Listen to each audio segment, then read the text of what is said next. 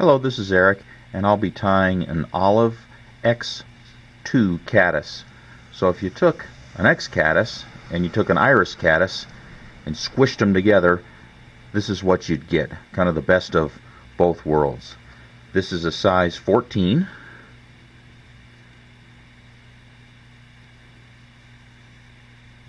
I'm going to start off with some 6/0 olive thread. Wrap that all along the shank. And a lot of the olive-bodied caddis in this area have kind of gray shucks and gray wings, so I'm going to use this light dun colored z-lon for a shuck.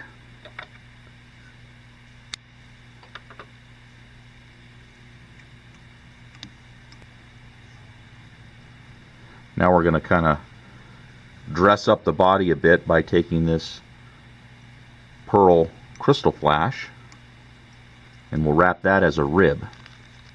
Now for the body, I've got this olive antron. Just take a little bit of that.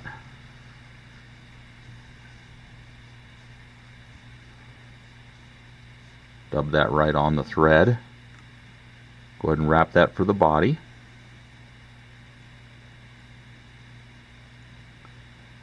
We'll go ahead and wrap our rib.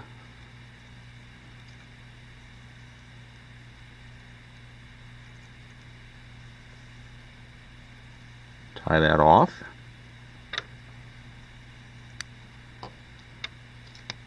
And we're going to do an underwing of that gray z-lon.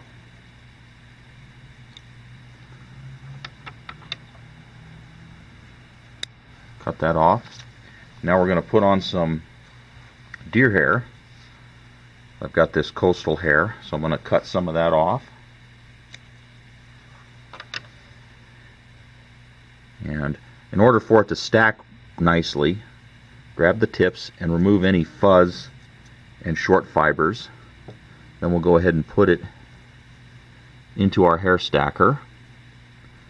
Tap that down. Now all the tips are nice and even.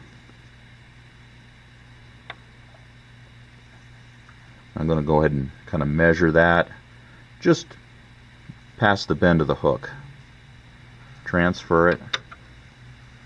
Cut it to the length I want. And I'll tie that in. I'm going to hold it so it doesn't spin. I want it to flare, but not spin.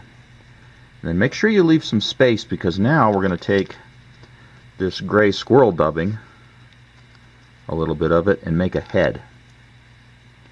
Lots of nice guard hairs.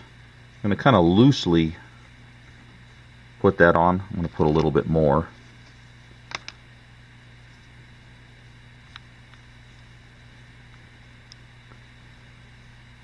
I'll go ahead and wrap that. And I like to wrap the thread through it a couple of times to hold down any guard hairs. And I want it kind of rough and scraggly so it looks like legs. Now we'll do our whip finish. This is a really good pattern early in the season. On the Madison and Firehole, we get a lot of olive-bodied, kind of gray-winged caddis. One little drop of head cement, and there's the finished fly.